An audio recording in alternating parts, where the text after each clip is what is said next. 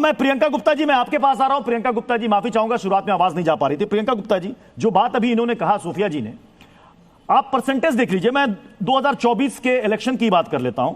BJP ने 70 महिला उम्मीदवारों को टिकट दिया, उसमें से जीतती है 31। कांग्रेस देती है 41, जीतती है 13। और आंकड़ा अच्छा है, सबसे अच्छा टीएमसी का, जिनके कुल सांसदों में से 37.93, यानी कि मान के चलिए कि 38% रिप्रेजेंटेटिव है महिलाओं का टीएमसी की तरफ से। मुझे एक बात बताइएगा प्रियंका गुप्ता जी, बहुत ईमानदारी से, कि एक्ट लाने की जरूरत होनी ही नहीं चाहिए थी अगर राजनीतिक दलों के अंदर स्वतः यह बात होती कि हम आधी आबादी को खुद से इतना टिकट देंगे। यह नहीं होनी चाहिए थी।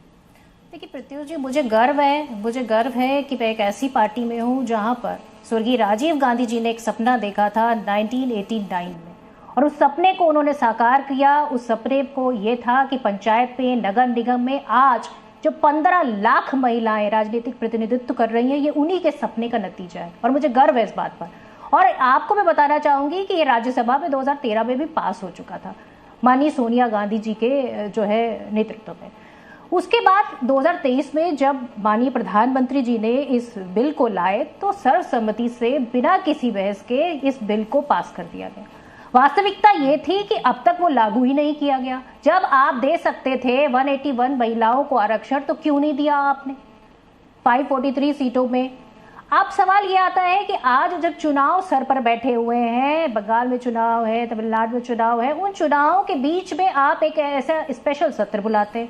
इस स्पेशल सत्र के लिए जो माननीय खड़गे जी हैं, माननीय राहुल गांधी जी हैं, उन्होंने लेटर लिखकर यह आग्रह किया है कि इससे पहले सर्वदलीय एक मीटिंग होनी चाहिए, जो 29 के बाद रखनी चाहिए। उसके बाद इस बिल पर चर्चा होनी चाहिए। सवाल यह है कि बिल पर किसी को आपत्ति ही नहीं है। सवाल यह है कि जनगणना और परसीमन कहाँ है? जब जनगणना आपने की नहीं, जब जातीय जनगणना आपको पता नहीं है, तो क्या ओबीसी, क्या एससी/एसटी की बातें आप यहाँ पे कर रही हैं?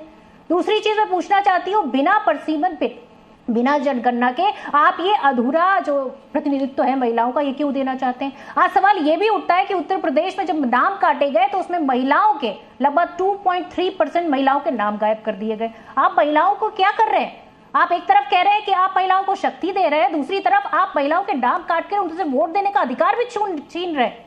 वास्तविकता यह है कि आपको सिर्फ मुद्दों से भटकाना है। आज सिलेंडर के प्राइस जो बढ़ते चले जा रहे हैं, उस पर आज महिलाएं आक्रोशित हैं। आप उनको एक लॉलीपॉप पकड़ाना चाहते हैं। जो काम आप 2024 के चुनाव में कर सकते थे, वो आप ना करके 2029 के सपने दिखाते रहे, और इन्हीं